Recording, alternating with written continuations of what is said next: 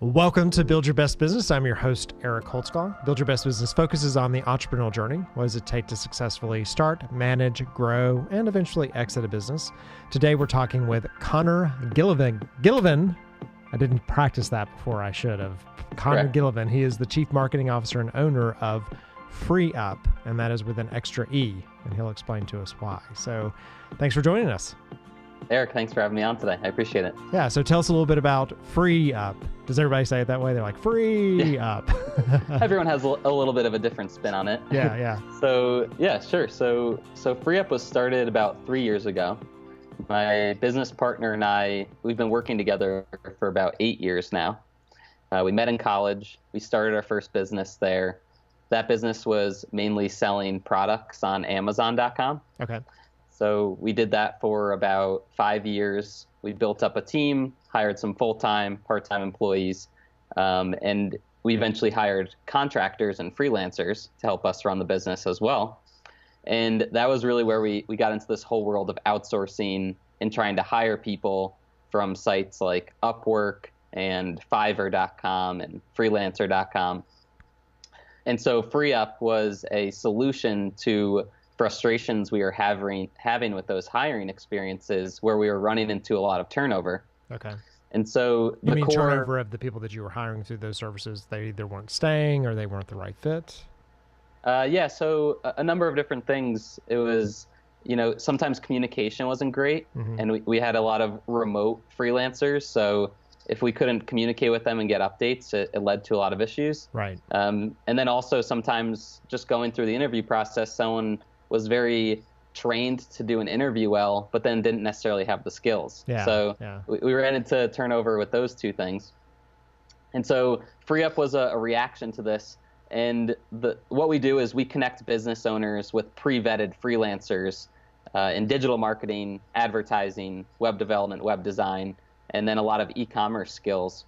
And the thing that makes us different is that we actually interview, test, and vet all of the freelancers that want to join. Okay. And we only allow in the top 1%. Wow. So that's kind of what Freee is all about. We have this curated network of freelancers that we introduce to business owners, and then we have a very hands-on experience where we're there to help the business owner make sure that the management is good, the freelancers are billing the right hours, and there aren't any issues.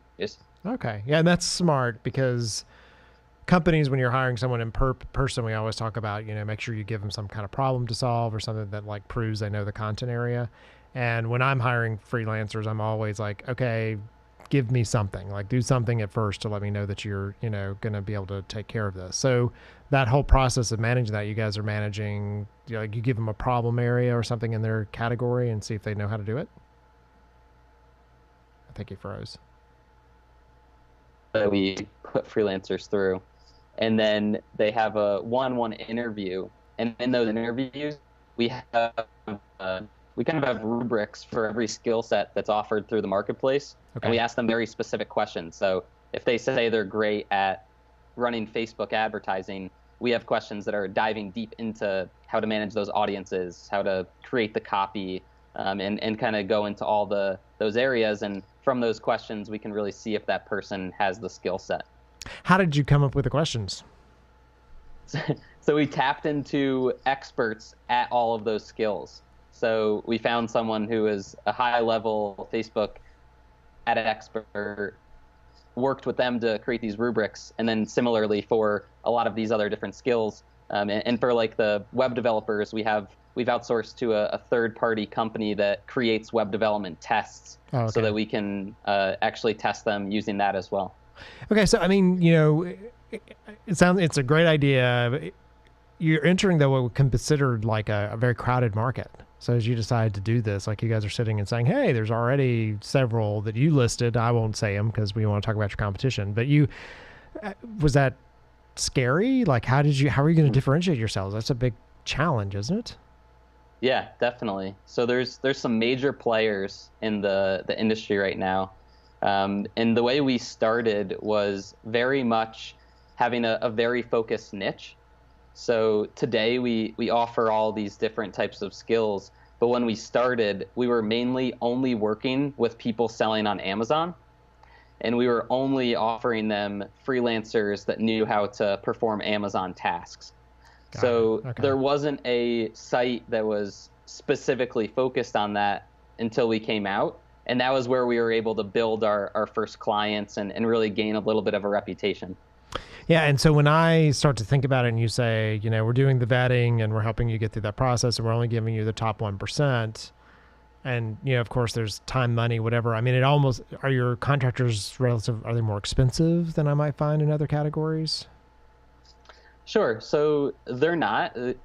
Our kind of slogan is from $5 to $75 per hour Okay. is what you could hire someone for. Yeah. And the reason for that is right now we have around 1,000 freelancers in the network. 40% are in the US, so they're going to be more towards the top range. And then 40% are in the Philippines, which is more, handling that bottom range of hourly rates. And then the remaining 20% are scattered across about 30 other countries. So they kind of fit in between those, the high and the low there. Okay. Just out of curiosity, in your background, you said you were selling through Amazon. Were you selling like an arbitrage model where you were buying product and then selling it through, or had you created products? What was your background in that space? Sure. So we were mainly utilizing the dropship business model. Okay.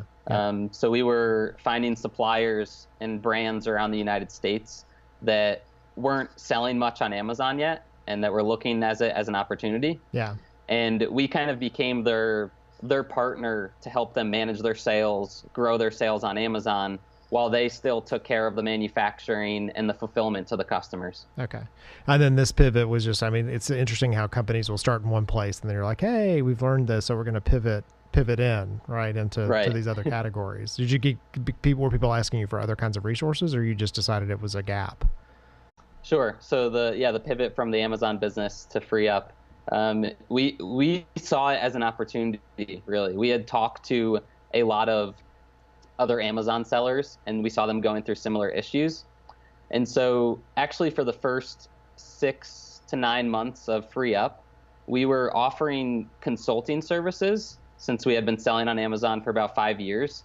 And we also had a course on how to sell on Amazon. Okay. And then the third thing we were offering was a group of about 20 freelancers we had personally used in our Amazon business. And we were offering those out to the clients that came through the consulting and the class. And then after about 9 months, it became clear that there was an opportunity there. And we really started to just move towards focusing our time on that. Okay. So in the beginning, challenges, like what were some of the things that either worked better than you expected, harder than you thought? What were those like early days? Yeah. One of the hardest things, and I think this applies to a lot of businesses, and it surely did when we were starting our Amazon business, was just building a reputation and trying to get those first customers. We were just hustling for those 6 months, trying to get anyone to work with us, to give us a shot and kind of see what this experience was like. Because like you were saying, there was the Upworks, there were these other monstrous marketplaces where people had a lot more trust than these two guys that had sold on Amazon and were trying to do something now similar. Right. So that was definitely a challenge. And one of the successes we found was we treated our first customers really, really great. And we made sure we were as hands-on as possible with them, so making ourselves available to them. And then we built out a referral program that rewarded those people to do word of mouth referrals to us, and we paid them for every single hour billed to anyone that they referred. Oh, wow. So we gave them an incentive to then tell their friends about us, and that was a huge growth opportunity for us as we started. A huge incentive too. If I refer somebody and I'm making money without necessarily working, right? Yeah, exactly. And it's ongoing as long as that person's using the platform. So yeah. So that was huge for us. And I don't think we would have known, or we planned for it to be a big thing, but we just kind of tried it out and it really worked. So it was great. And so going into other things, like, because I looked at your site, so you've got lots of different kind of silos.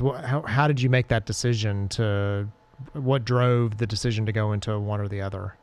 Yeah, so a lot of listening to our customers.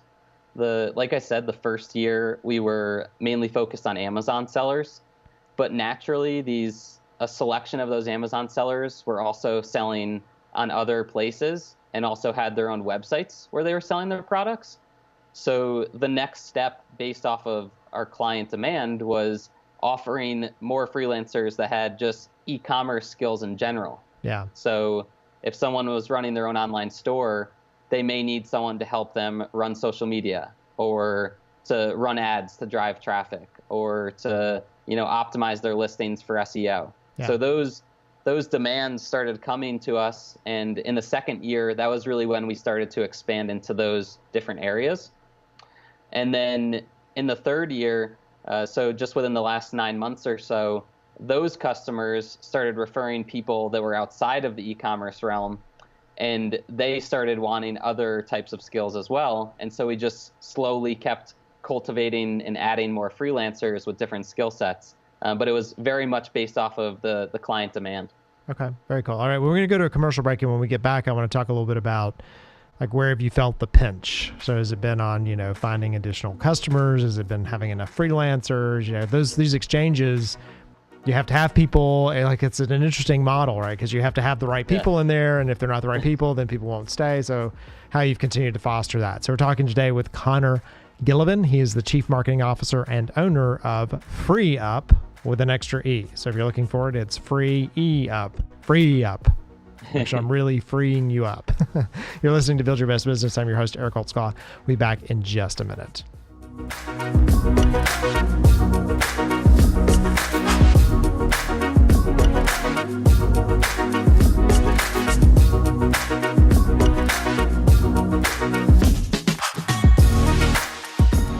Eric, tell us about Laddering Works.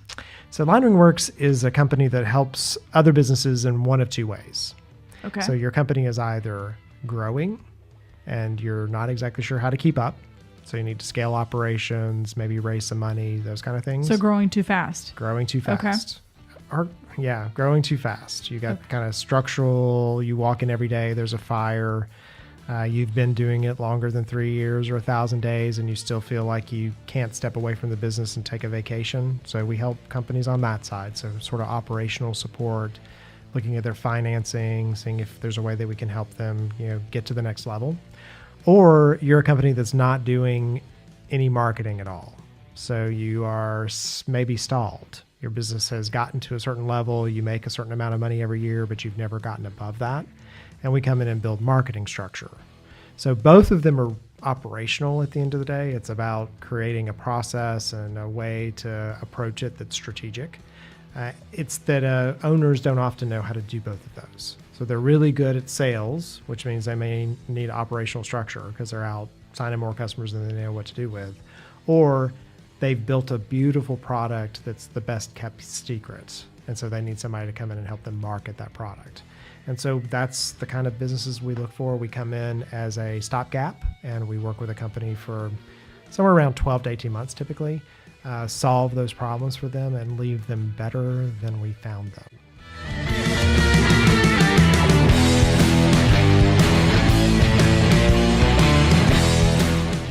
And we're back. You're listening to Build Your Best Business. I'm your host, Eric Holtzclaw. I'm talking today with Connor Gillivan. He is the Chief Marketing Officer and owner of, or founder, one of the owners of Freee Up, which is a great model. If you're building your business, you want to be able to add people to the team when you need them, and they don't necessarily need a full-time person. You may need to find that right skill set, and they're not around you.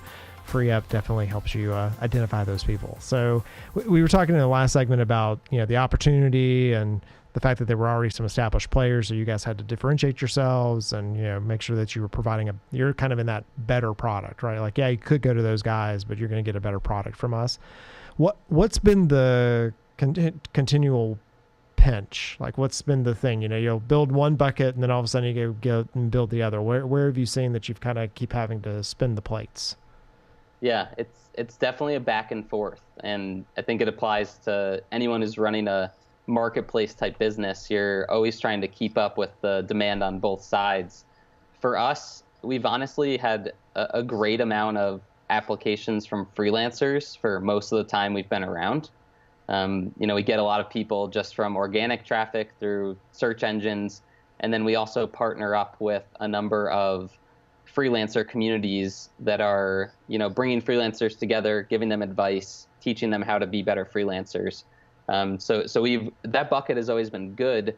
We definitely reach parts in the year where we have to put a rush on that and put more resources towards bringing in more applications. But I would say the bigger stick has been on the client side and making sure that we have enough clients that are hiring in the marketplace to fill all of the freelancers' demand and their time. Yeah. Because we market ourselves as only having the top 1% of freelancers. So those people that make it in, they want to have full-time gigs. They want to be able to get a lot of projects. So we're always working to get more and more clients into the network. Yeah. And from a freelancer perspective, so you have to turn people away. How does that go, right? Like you're in this situation where you're not really for everyone. Like you may not qualify as a freelancer. How do you guys handle that? Yeah, it's tough. It's very delicate balance. So, you don't want to burn any bridges. We have close to 1,000 freelancers applying every week, and we're only taking around 10 of them. So wow. We're rejecting tons of people. And we've had to tweak the way that we communicate that over time. So that, people don't get turned off by it. We encourage them to reapply, a couple months down the line and kind of give them advice to just go and hone their skills a little bit further and kind of get ready for this type of marketplace. But luckily, fingers crossed, we haven't had anyone that's gone off the rails and really given us a bad review for being rejected. But it is an interesting part of the business that we've had to approach delicately. Well, and it could go either way, right? It's like either, hey, I got in, because you make it an exclusive thing and it's an honor to have gotten in and it's really, that competition piece to it, or it could be seen the other side. So, balancing it towards this is an honor. This is mean that's one of you at the top. And if you're not there yet, you could be, Yeah, we try to do that too. And I think a lot of freelancers just over time have come to see it that way too. It is more like a exclusive network, and if you can get in, you're going to get good clients, you're going to get good projects. But it isn't for someone who just today decided they want to start freelancing. It's for those people that are running a full-time freelance business, have worked with handfuls of clients, and really understand that process of working remotely. So you're vetting on the freelancer side. What about the customer side? What do the customers have to do to prove they're worthy of your exchange? Sure. So no vetting on the client side. Any business is welcome to create an account for free. We introduce freelancers to businesses for free. You only start paying once the freelancer actually starts billing hours. Okay. And you guys take is that how you get paid? As a percentage in some way, or an introduction fee of some sort? Yeah, so no monthly or startup fees. We take 15% of all hours billed. Okay. And billing periods run on a weekly basis. Okay. Interesting. All right. So from a other challenges perspective, has it been money? Did you need investors? Were you able to do this kind of bootstrap? How did that work? Yeah, definitely. So the company has been completely bootstrapped. No outside investment. We've been pretty profitable from the beginning, which has been great for us.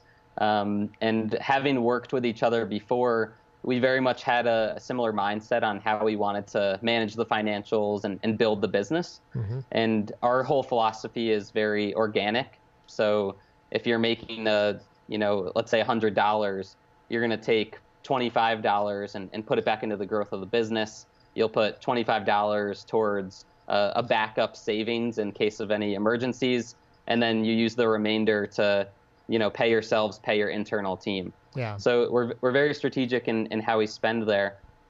I would say some of the biggest challenges that we've had really come to the relationships between the freelancer and the business owners. So we kind of act in an interesting intermediary where we don't want to get too involved, right? Because we then, we don't want to get into any issues where we're the ones that are controlling these freelancers, but we also want the clients to have a great experience. So we went through a lot of changes in how we approach those situations and how we help in clients and freelancers and kind of represent them both when there's issues. So that's always been an ongoing topic to try to figure out for us. Yeah. Yeah, you bring up an interesting point because how you play in that space and how you represent your brand is very different, right? You've got some brands that just vouch, like they're saying, I'm saying this person is a good person, you can work with them, but I'm really not involved, right? Like, Right. yeah, and examples like PayPal says, I have money, you have, you need it, I can send the money to you. That's really all PayPal's doing is like the Sure. transaction.